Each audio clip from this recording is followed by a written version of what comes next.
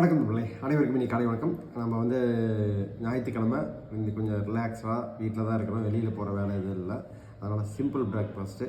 சித்ராவுக்கும் சிம்பிளாக முட்டை தோசை மட்டும் ஊற்றிட்டாங்க.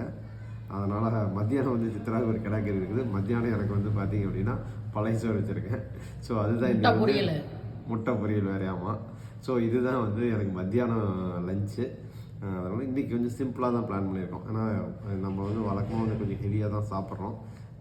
பேலன்ஸ் டயட் தான், இருந்தாலும் கொஞ்சம் ஹெவியாக சாப்பிட்றோம். அதனால் ஒரு நாள் வயிற்றுக்கு ஓய்வு அப்படிங்கிற மாதிரி வெள்ளிக்கிழமை ஃபாஸ்டிங் இருக்கிறோம். அது நடுவில் ஒரு நாள் இந்த மாதிரி சாப்பிட்டுக்கிறோம். ஸோ தயிர் ஸ்மூத்தி இன்றைக்கி என்ன பண்ணுறோன்னு பார்த்தீங்கன்னா, தயிரை ஊற்றிக்கிறோம். தயிர் கொஞ்சம் நிறையவே ஊற்றிட்டோம்.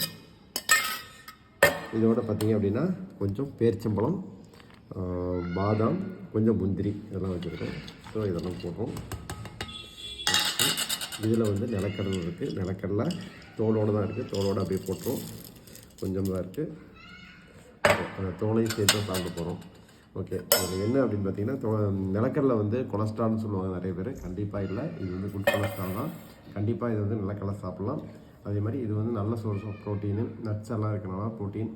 தயிர் ப்ரோபயோட்டிக், ரொம்ப உங்கள் வயிற்றுக்கு ரொம்ப நல்லது, கட் ஹெல்த்துக்கு ரொம்ப நல்லதுன்னு நம்ம அடிக்கடி சொல்லிகிட்டு இருக்கோம். தயிர் ரொம்ப ரொம்ப நல்ல உணவு. அதே மாதிரி பழைய சோறும் ரொம்ப ரொம்ப நல்லது வயிற்றுக்கு. ஸோ இதை வாரத்துக்கு ஒரு முறை 2 முறை இந்த மாதிரி முயற்சி பண்ணி பாருங்கள். ரொம்ப ரொம்ப நல்லது. ஓகே.